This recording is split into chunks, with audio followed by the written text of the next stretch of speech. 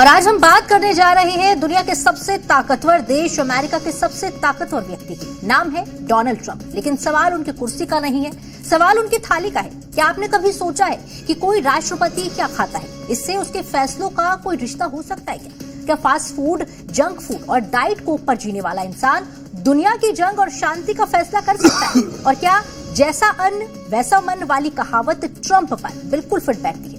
आज के इस एनालिसिस में हम आपको बताएंगे ट्रंप के खान पान की असली आदतें, उनके फैसलों में दिखने वाला उतावलापन, ईरान पर अटैक का ऐलान और अचानक यू टर्न, नोबेल मेडल मिलते ही बदला मूड और आखिर में बड़ा सवाल की समस्या ट्रंप के खाने में है या फिर उनकी सोच में। तो सबसे पहले फैक्ट्स पर आ जाते हैं। अमेरिका के health secretary Robert F Kennedy junior ने वो बात खुलकर कह दी है जो अब तक सिर्फ व्हाइट हाउस से गलियारों में फुसफुसाहट बनकर घूम रही थी। कैनेडी के मुताबिक जब ट्रंप व्हाइट हाउस या अपने लग्जरी रिजॉर्ट मारे लागो में होते हैं तो उनका खाना काफी हद तक हेल्दी होता है, लेकिन जैसे ही ट्रंप यात्रा पर निकलते हैं उनकी डाइट पूरी तरह बदल जाती है। तब प्लेट में आ जाता है मैकडॉनल्ड्स, कैंडी, बर्गर और हर वक्त हाथ में रहती है डाइट कोक।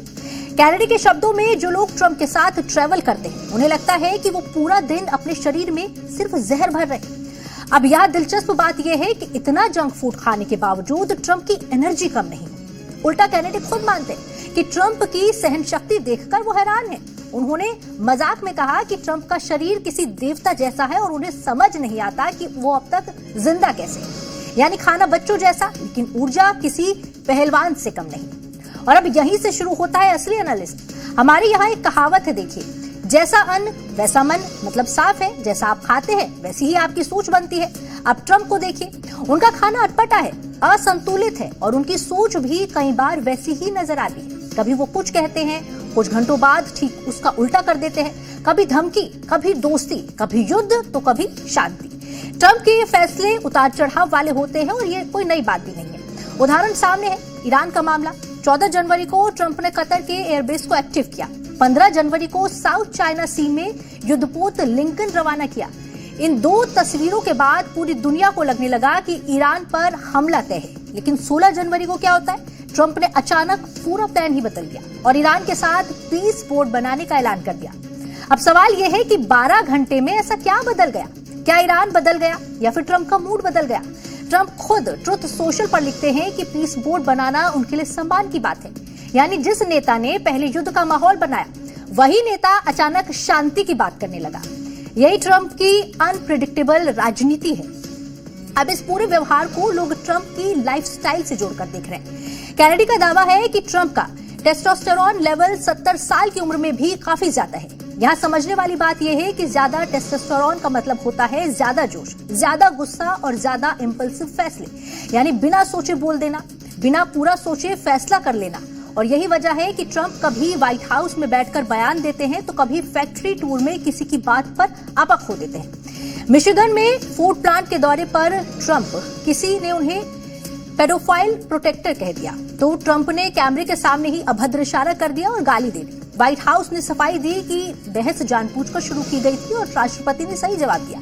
लेकिन सवाल फिर वही है, क्या दुनिया के सबसे ताकतवर देश का राष्ट्रपति इतना असंतुलित रिएक्शन दे सकता है? 2025 में ट्रंप के कई ऐसे वीडियो सामने आए जिन्होंने उनकी मानसिक स्थिति पर सवाल खड़े किए। कभी वो मीटिंग के दौरान झपकी लेते दिखे, कभी प्रेस कॉन्फ्रेंस में बात करते करते विषय से भटक गए, कभी हवा से चलने वाली विंडमिल को वेल और चिड़ियों का दुश्मन बता दिया, तो कभी ओबामा के सीढ़ियां उतरने के स्टाइल पर लंबा चौड़ा भाषण दे डाला। व्हाइट हाउस हर बार कहता है कि ट्रंप पूरी तरह फिट है, उनकी मानसिक क्षमता बेहतरीन है और मीडिया बेवजह सवाल उठा रही है। खुद ट्रंप दावा करते हैं कि उन्हें डिमेंशिया से जुड़ा टेस्ट एसी किया था। लेकिन जब ऐसे बयान और हरकतें बार बार सामने आती हैं तो सवाल उठना लाजमी हो जाता है और ट्रंप के केस में बहुत कॉमन होता जा रहा है। अब कहानी में जब आगे बढ़ते हैं तो एक दिलचस्प मोड़ भी आता है। वेनेजुएला के विपक्षी नेता मारिया कोरिना मचाडो ट्रंप को नोबेल शांति पुरस्कार का मेडल दे देती है। कानूनी तौर पर देखिए, नोबेल पुरस्कार किसी और को ट्रांसफर नहीं किया जा सकता, लेकिन ये एक प्रतीकात्मक कदम था। ट्रंप इस पर बेहद खुश नजर आते हैं। सोशल मीडिया पर लिखते हैं कि उनके लिए सम्मान की बात है और मचाडो की जमकर तारीफ भी करते हैं। यानी एक तरफ युद्ध और धमकी की राजनीति, दूसरी तरफ शांति के मेडल पर मुस्कान। ट्रंप का यही दोहरा चेहरा उनकी राजनीति की पहचान बन चुका है। तो अब सवाल बहुत सीधा है, क्या डोनाल्ड ट्रंप की राजनीति उनकी थाली से निकलती है? क्या जंक फूड सिर्फ शरीर को ही नहीं, सोच को भी जंक बना देता है? अब तक कोई हालांकि मेडिकल रिपोर्ट ये नहीं कहती कि ट्रंप किसी गंभीर बीमारी से जूझ रहे हैं, लेकिन उनके फैसले, उनके बयान और उनके अचानक यूटर्न पूरी दुनिया को सोचने पर मजबूर करते हैं। क्योंकि जब खाना जंक हो, नींद कम हो, गुस्सा ज्यादा हो और ताकत हाथ में हो, तो खतरा शरीर से ज्यादा दुनिया के लिए होता है। और यही वजह है कि ट्रंप सिर्फ अमेरिका के राष्ट्रपति नहीं है, वो पूरी दुनिया की चिंता भी बन चुके हैं। अब आप तय कीजिए कि समस्या ट्रंप की प्लेट में है या फिर उनकी पॉलिटिक्स में। बीएमसी यानी बृहन मुंबई महानगर पालिका को देश की सबसे अमीर नगर निगम माना जाता है। मुंबई महानगर पालिका का वार्षिक बजट 74,000 करोड़ रुपए का है और इस पर अब बीजेपी महायुति का कब्जा है। आर्थिक रूप से समृद्ध बीएमसी पर शासन को लेकर बीजेपी के नेतृत्व वाले महायुति और ठाकरे ब्रदर्स के गठबंधन के बीच दिलचस्प मुकाबला दिखा। बीएमसी में 227 सीट के लिए 1,700 उम्मीदवार मैदान में थे। सबने अपने अपने मुद्दों और वादों के साथ जनता को लुभाने की भरसक कोशिश की, लेकिन 3 दशक से अधिक समय तक शिवसेना का गढ़ रही बीएमसी में बीजेपी गठबंधन यानी महायुति को पूर्ण बहुमत मिला और इसके बाद तय है कि बीएमसी में पहली बार बीजेपी का मेयर बनेगा। यह केवल एक स्थानीय सत्ता परिवर्तन नहीं, बल्कि महाराष्ट्र और राष्ट्रीय राजनीति में बड़े वैचारिक बदलाव का संकेत है।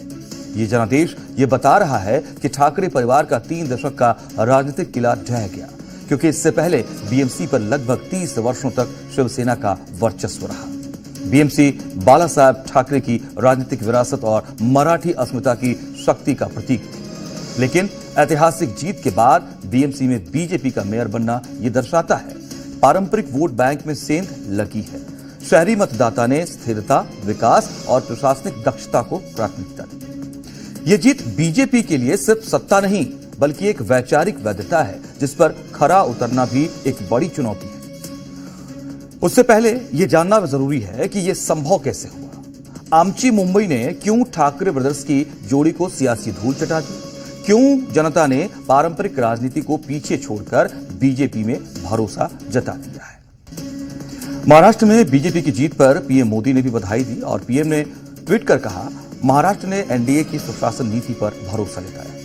महाराष्ट्र की जनता से एनडीए का रिश्ता अब और मजबूत हो गया है और यह जीत प्रगति को नई गति देने का संदेश है। लेकिन बीएमसी में बीजेपी की जीत कैसे संभव हुई? इस जीत के क्या मायने हैं और कैसे ये पूरे महाराष्ट्र में बदलाव का नया सियासी समीकरण गढ़ रहा है, इसे समझना होगा। बीजेपी की जीत में शहरी हिंदू वोटर्स ने अहम भूमिका निभाई, जो बीएमसी में जीत में निर्णायक साबित हुई, क्योंकि पहले हिंदू वोट शिवसेना के कट्टर हिंदुत्व वाले एजेंडा के साथ जुड़ा रहता था। अब वही वोट बीजेपी के राष्ट्रीय हिंदुत्व के साथ साथ विकास मॉडल के साथ खड़ा दिख रहा है।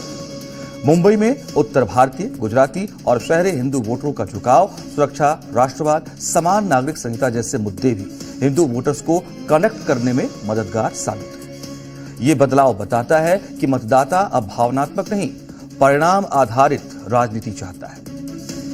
डबल इंजन सरकार की स्वीकार्यता को भी महाराष्ट्र ने अपनाया। केंद्र और राज्य सरकार के तालमेल से बेहतर विकास की राजनीति पर जनता ने भरोसा जताया। जनता ने मुंबई जैसे वैश्विक शहर में इंफ्रास्ट्रक्चर, निवेश, प्रशासनिक गति को लेकर बीजेपी को भरोसेमंद विकल्प माना। बीजेपी का संगठनात्मक विस्तार भी बीजेपी की जीत की बड़ी वजह है। जमीनी स्तर पर मजबूत कैडर, बूथ मैनेजमेंट में बढ़त और इसके अलावा अर्बन मिडिल क्लास वोटर्स और प्रोफेशनल वोटर्स का समर्थन समेत कई ऐसे बड़े फैसले रहे जो इन पैमानों पर बीजेपी विरोधियों पर भारी पड़े। आरएसएस और बीजेपी ने डेटा आधारित कैंपेन और माइक्रो मैनेजमेंट पर फोकस किया और जनता को विकास का एजेंडा समझाने में कामयाब रहे। शिवसेना गुट में विभाजन का असर भी बीएमसी में बीजेपी महायुति की जीत पर साफ नजर आया।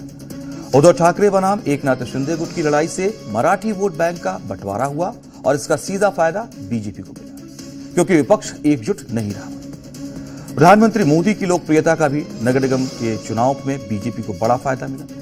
बेशक ये निकाय चुनाव था, लेकिन बीजेपी के प्रचार में मोदी ब्रांड और केंद्र सरकार की योजनाओं का जिक्र बीजेपी को इतनी बड़ी जीत दिलाने में असरदार रहा। माननीय प्रधानमंत्री नरेंद्र मोदीजी यांच्या आशीर्वादाने त्यांनी जो विकासाचा अजेंडा दिलेला आहे तोच अजेंडा घेऊन आपण जनतेमध्ये गेलो होतो आणि या विकासाच्या अजेंड्याला जनतेने भरभरून त्या ठिकाणी प्रतिसाद दिलेला आहे हे सांगताना मला मनापासून आनंद होतोय। आणि ज्या प्रकारे वेगवेगळ्या महानगरपालिकांमध्ये रेकॉर्ड ब्रेक अशा पद्धतीचं मॅन्डेट आहे। महाराष्ट्र नगर निगम में भारतीय जनता पार्टी और हमारे गठबंधन सहयोगियों के साथ महायुति ने शानदार सफलता अर्जित की है। यह दर्शाता है कि प्रधानमंत्री श्री नरेंद्र मोदी जी के नेतृत्व में भाजपा और एनडीए के प्रति स्वीकार्यता उत्तरोत्तर बढ़ रही है।